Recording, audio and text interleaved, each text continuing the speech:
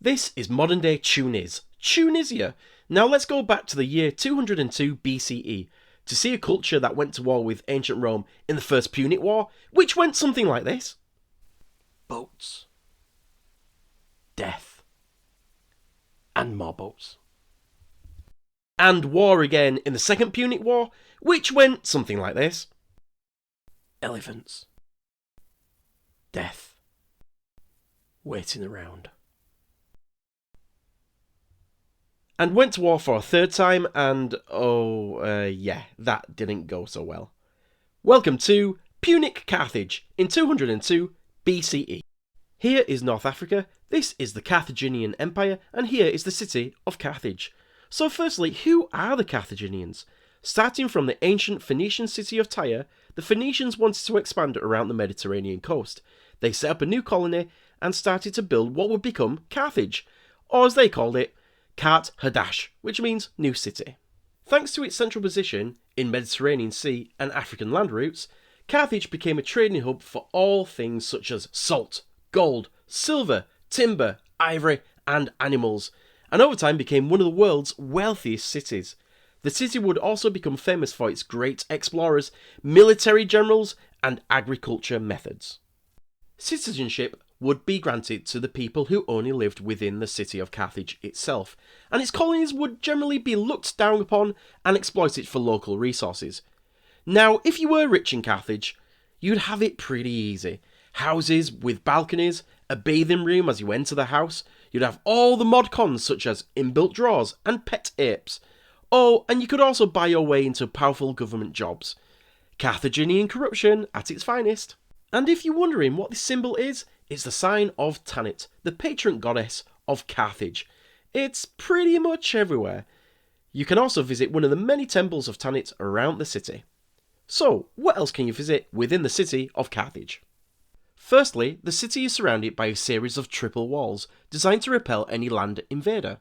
Follow these walls around and you get to the sea harbour, the Cothon, which has two parts. The outer harbour has docks for commercial vessels and is the hub for Carthaginian trade at sea. The inner harbour, cut off by walls, gates, chains, is the military port, designed to keep safe the Empire's war fleet and secretive military plans. After, head over to the Tophet. So imagine you're a Carthaginian. You're upset because your trading boat sank or your favourite war elephant has been killed in Italy. What can you do to change this bad luck? Of course, child sacrifice. And the best thing is, if you're rich, you get to sacrifice other people's kids. But there's a whole industry around this practice. Priests in masks to scare away demons, a lot of loud music to drown out noises.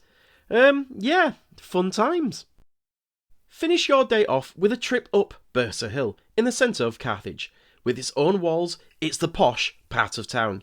Walk up the 60 steps to reach the temple of Eshmun, the most important religious complex within the whole city. So, what to see outside of Punic Carthage? Why not try the mother city of Tyre? Only a few weeks boat ride away. In 202 BCE, the city of Tyre looks like this.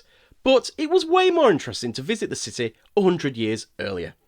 Now, Tyre's always been a really wealthy city, selling Tyrian purple dye, which is so expensive, only royalty and emperors can afford it. It's made from special sea snails, mashed up, and their purple goop removed.